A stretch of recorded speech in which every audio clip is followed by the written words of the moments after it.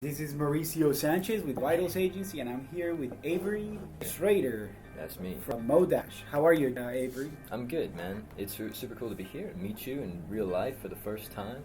Yeah, New York likewise. City, Big Apple. Yeah. I know. Most of our interactions have been on LinkedIn And for so long, for Right. 3 years, we've been I realized the other day it's been like 3 years since the first time I reached out to you guys. I know. That's Yeah, crazy. Yeah. It is crazy. And you guys, just seeing you, how much you've grown and everything is just really super cool. Even before I begin with Modash, I want you to kind of let our readers know a little bit more about you and who you are and what you guys are doing and what you guys are up to. So I think it makes sense to maybe preface with the reason I know Mo is because when I was like 18, I think, I reached out to Aiden and Vitals because I was like desperately in need of I just wanted to do something. And so I reached out to these guys and said, hey, let me run your Instagram account or something like this. And then it wasn't something that we did for a really long time, but it was like cool. And yeah, I got to interact with, at the time, Diaz. There was like a designer lady. Yeah. I think something that helped set me on a course of like interest in marketing and social and everything. So I appreciate it a lot. Oh, yeah. Yeah, and then on what we do, so yeah, I founded Moda about like 8 months ago. 10 months ago, we started to get really serious with it. I live in Estonia, running a company that basically we built a platform that helps marketers scale their influencer marketing. So if you're a company like, say, La Telecom is one of our customers, which is the biggest telecom company in Latvia, which might not be a super familiar country for your readers, I don't know, but they do like 30 million in revenue a year, I think. And they use us to scale influencer marketing for their original content, the original content that they license, or I guess it's not original then, but like Game of Thrones, for example, Modash is responsible. The platform is responsible for promoting Game of Thrones in Latvia with influencers, and how they do that is they can find influencers that speak really specifically to their target audience. So in this case, it's like Latvians between 18 and 30, and in some case Latvian people who speak Russian is important because that's the content they want to make, or that's the subtitling or whatever. And that's kind of what we do, and you can build and manage those relationships with creators really easily. Yeah, that's fantastic, man, and I'm super excited to know more about Modash, and because there's one thing about your slogan on your site is like influencer marketing made easy. Mm-hmm. Right?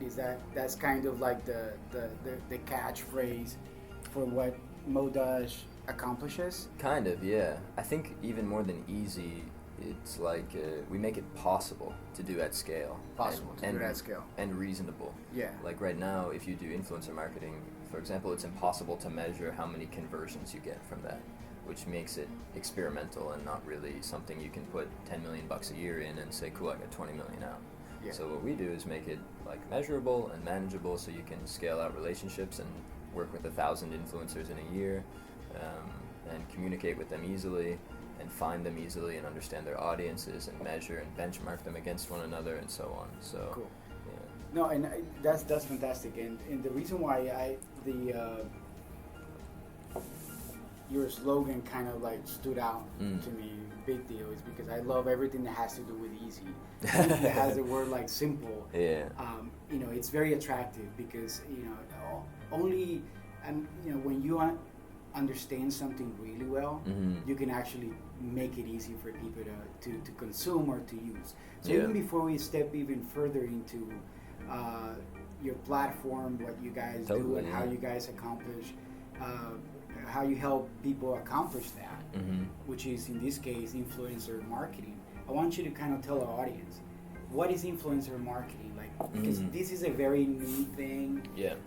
Not a lot of people understand what it is, and so it's like, when people throw these keywords out there, it's like, okay, well, that's great influencer marketing, and then they probably only associate it with like super famous people, and then it's like, if you think about like what kind of rates maybe somebody that is super famous, like an A-list celebrity, would charge for anything, it's like, oh my God, that's only for super ultra wealthy Coca-Cola companies or people. It's not for me, a small business owner or entrepreneur. So could you just define what influencer marketing is, and also how accessible is it for the little guy?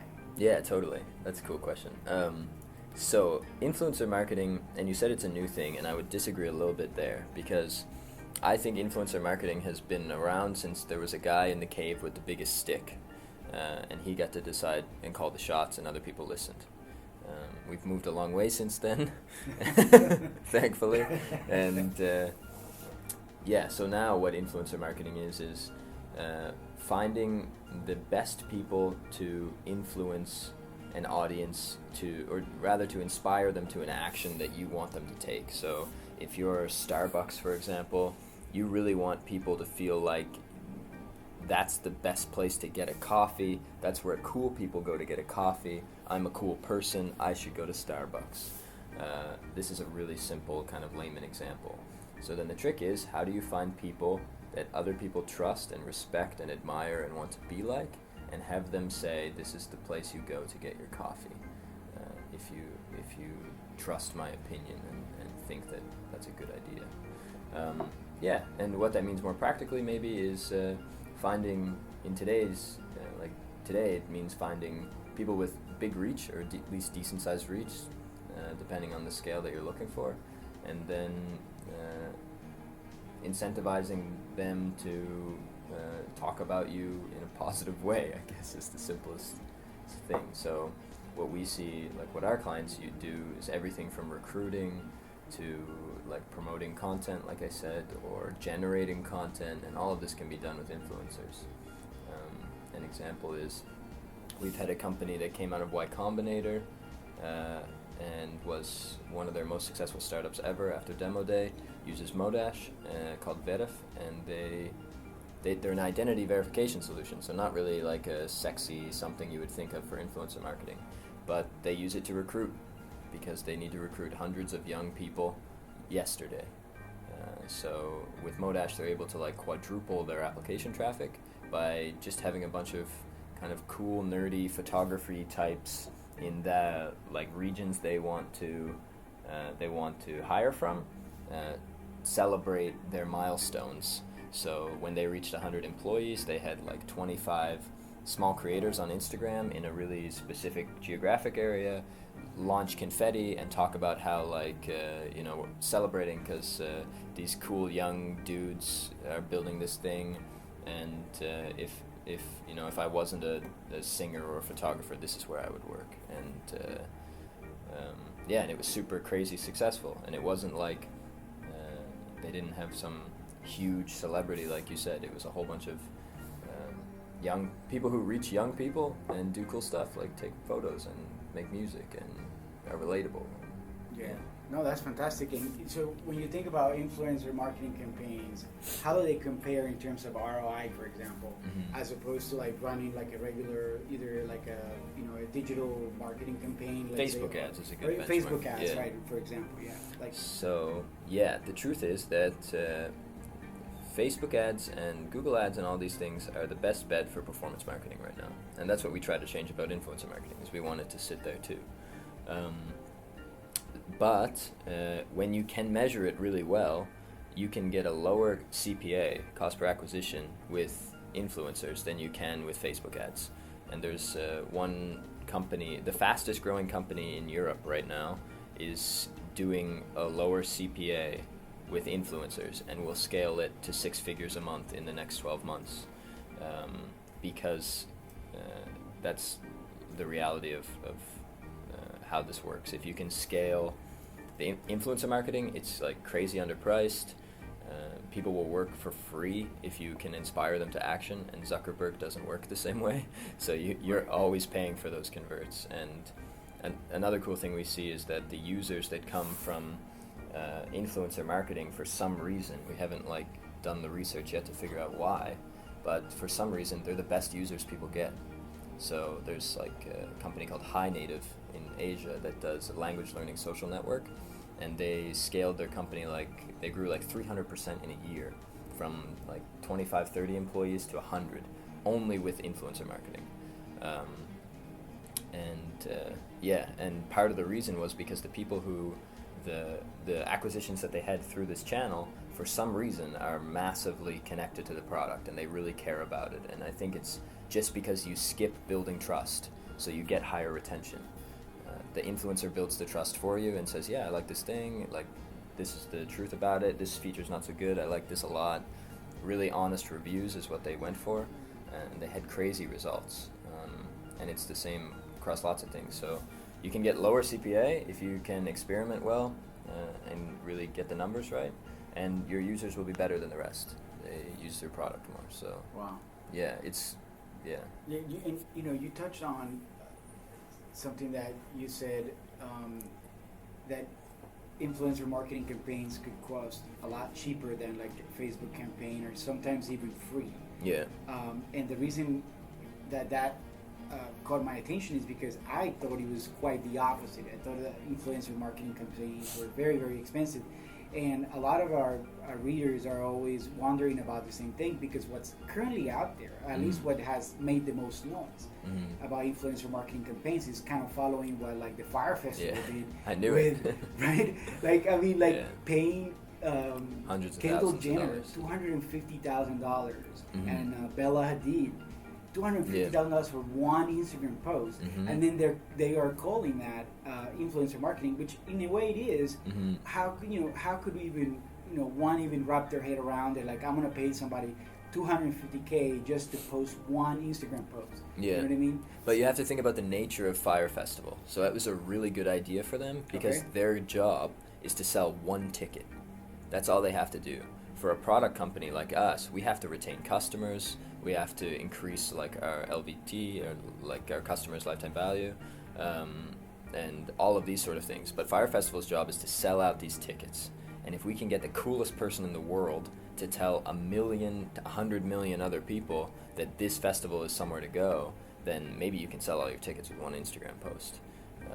Especially, I mean, in their case, if they're selling like, their goal was probably to sell 50,000 tickets. I don't know, maybe thousands of tickets basically. If you can get millions of people to have the coolest person in the world tell them that they should buy this thing because it's also really cool, then it makes a lot of sense in that sense. And I mean, it worked for them, quote unquote. They had a ridiculous number of people fall for that stunt. I know, yeah. So that's one of the things that I guess people take as a reference for influencer marketing. It's just when they see something like that, and it's like, obviously it's not like that. That's pretty much what I'm getting. Maybe it is actually. I mean, if you think about, if Fire Festival had have been what it promised to be, that would have been one of the most successful influencer marketing campaigns ever.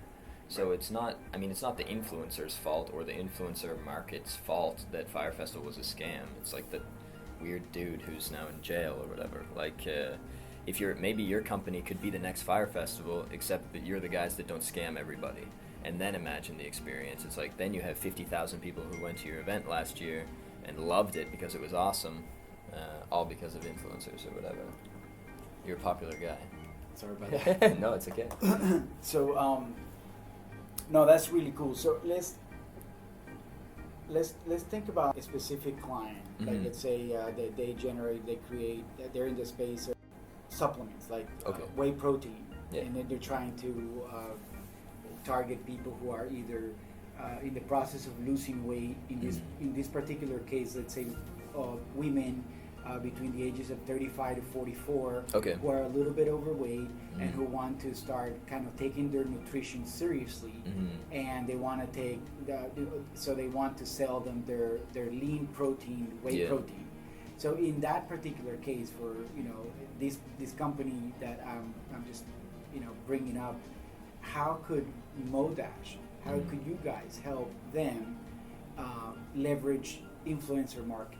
Totally, yeah. So if you're a company that wants to do like fairly significant influencer marketing, we'll assume in this case maybe they're willing to spend like $1,000 a month, maybe, or $1,000 a month is pretty safe. So from that, what you can get out of Modash is a platform that will tell you exactly who to work with, help you communicate with them, help you measure the success of your campaign so that you can make changes over time. And even the more logistical things like the first outreach you don't have to do if you use Modash, so you don't have to onboard your own influencers. You don't have to pay them with an accounting service that's going to cost you money, which reduces costs. And you have like a single unified place to communicate with these tens or hundreds or whatever number of people.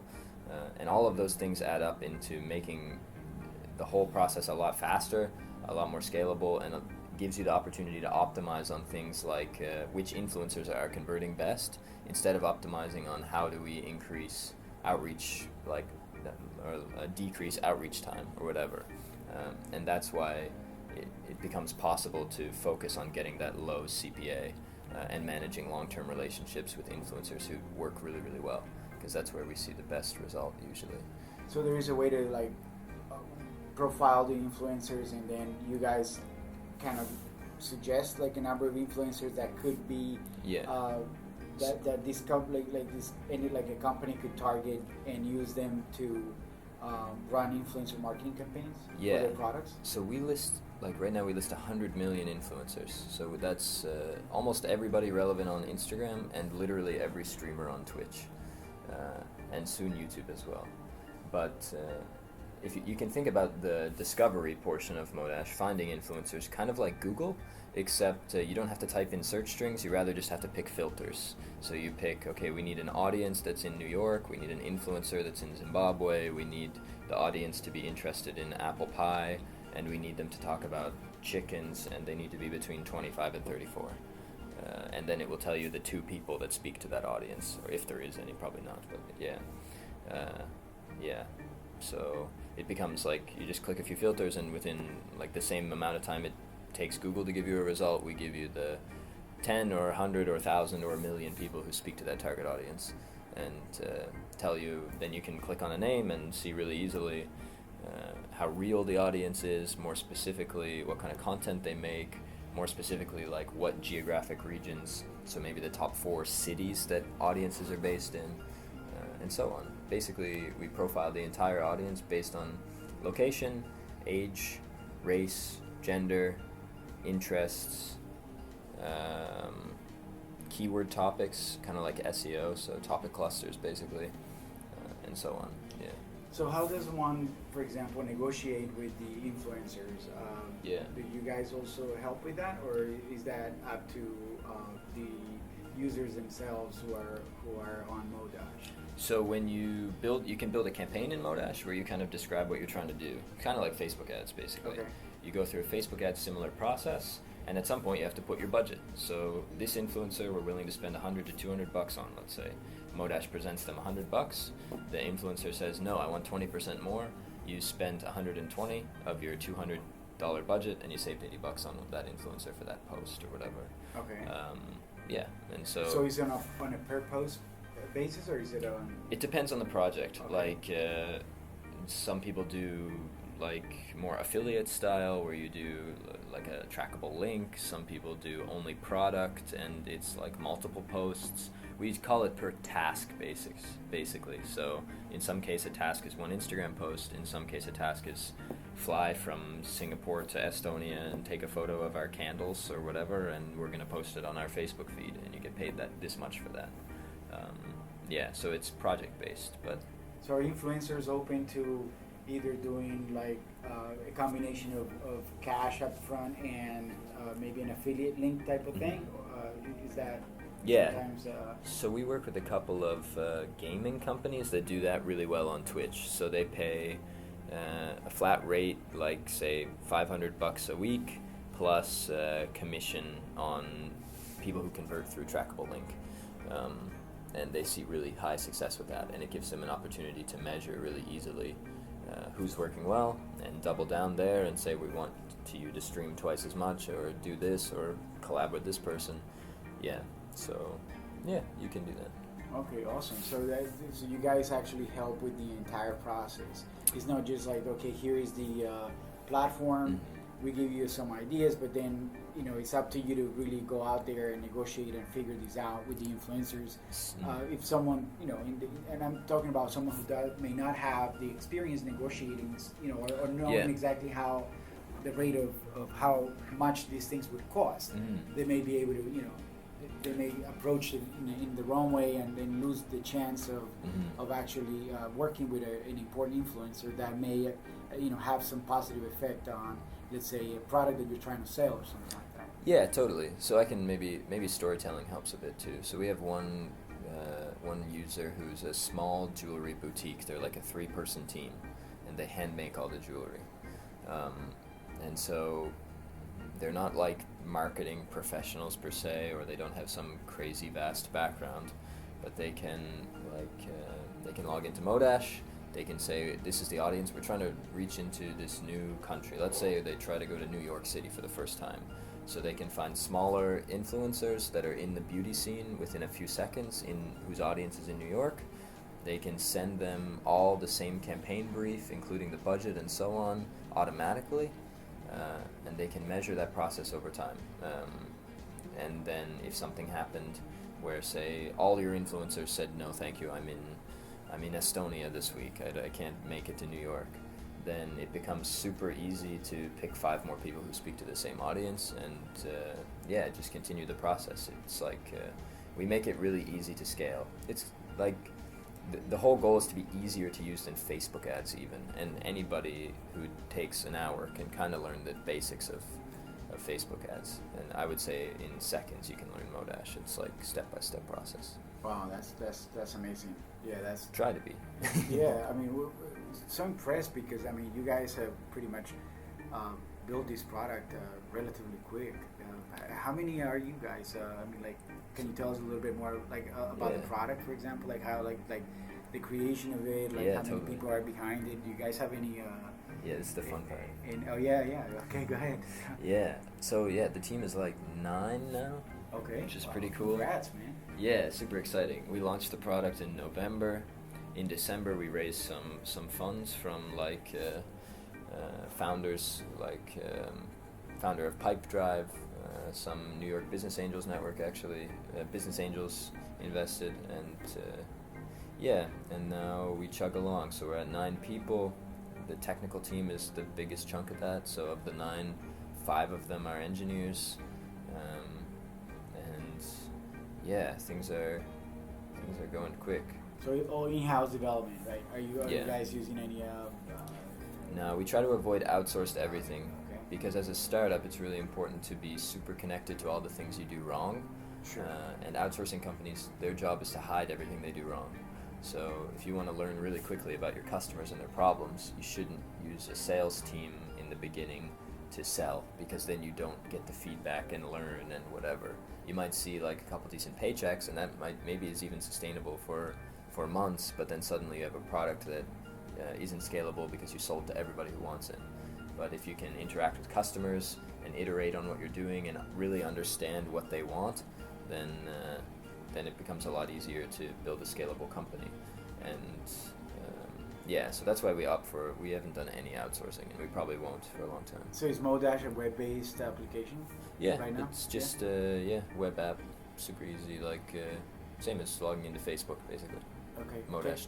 And so what kind of plans do you guys have with Modash? Like, what is like your long-term goal? Like, where are you guys headed? I mean, are you guys open to more outside investment? And so the end goal, the big vision is to help every creator get paid. So we really approach the company from the perspective of how do we make sure that the community of creators that we think that we kind of value and the reason we started the company, how do we make sure that they can do as much of that as humanly possible?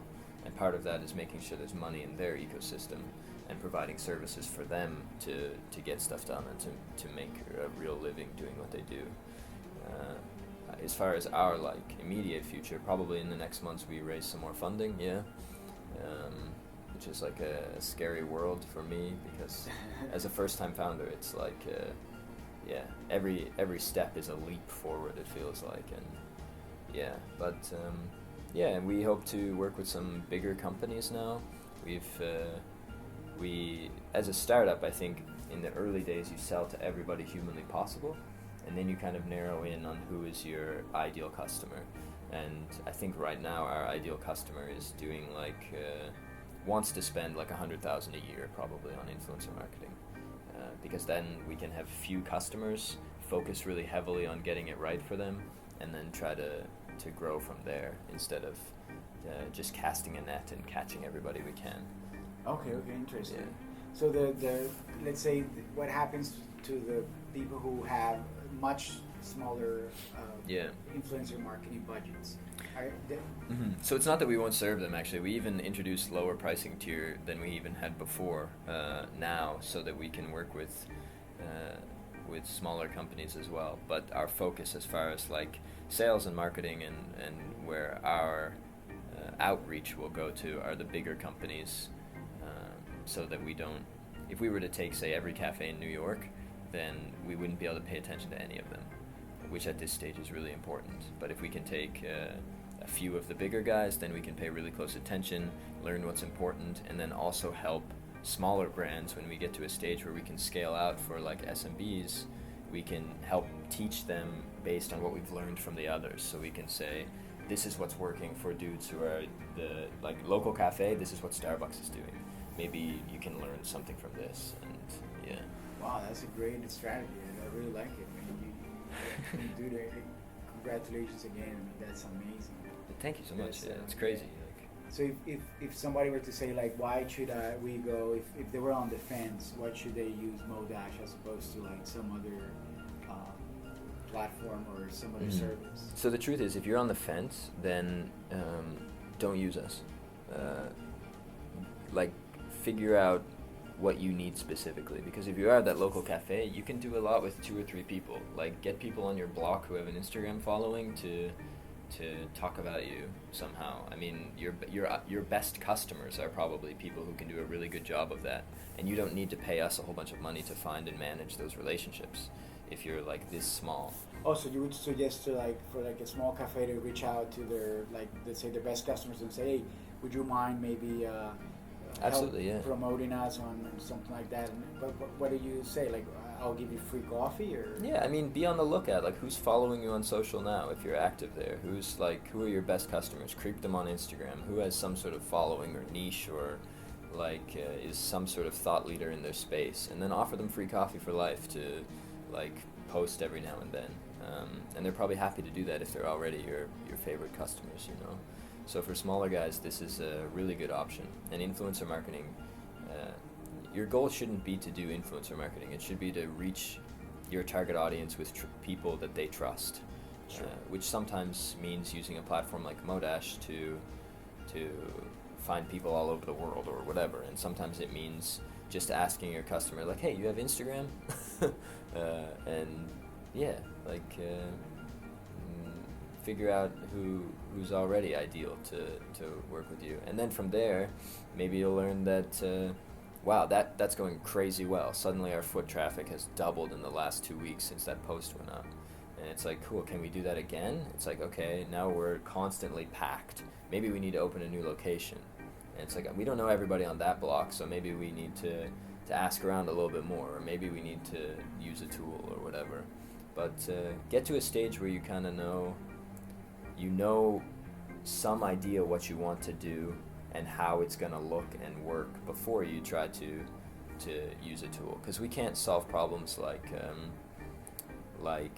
who does our customer, or say who is our customer is a problem that a lot of people have, and Modash can't help you figure that out, actually. Right. Yeah, we can help you figure out who they follow once you know who they are, but you should know a little bit about them, probably. Do the customer profiling. Yeah, understand your customer. Make some personas, stick them up on the wall. Yeah, totally. Dude, so for just to wrap up, so for our readers, the Vitals Agency readers, the ones who may have 100,000 or more for influencer marketing campaigns, how can they reach out to you? How can they use your services? Yeah, reach out to Avery at modash.io and you can find me. Or find me on Facebook or anywhere. I'm pretty active online, so LinkedIn works too. And just say what's up, and we can have a genuine call. We turn away lots of customers, wow. Especially startups, people who suddenly get their first $50K investment and think, okay, cool, I need the hypest thing in town. and we'll help you understand whether or not this is just hype for you, or if it's something you could really do, and something that could really help you grow. Yeah, so set up a call, and we'll either tell you that you don't need us, or maybe we should talk about it. Awesome, dude. Well, man, I once again I want to commend you for such a great effort and for such an incredible company. And thank you for taking the time and having a chat with me. No, I'm super psyched to do this. With our vital readers. Yeah, we're very grateful, man. So thanks. No, I'm super grateful, and that's another thing. If somebody wants a guest or an article written or something about this topic or about Modash or Estonian startups or whatever, then let me know. I'm super eager to collaborate with cool people. That's like my favorite thing. Awesome. Yeah. So we'll totally put it out there and and let the universe do the rest. yeah. I have to do more podcasts. I have to get better at like answering questions. Dude, you're fantastic, man. You're awesome, man. No, I appreciate it.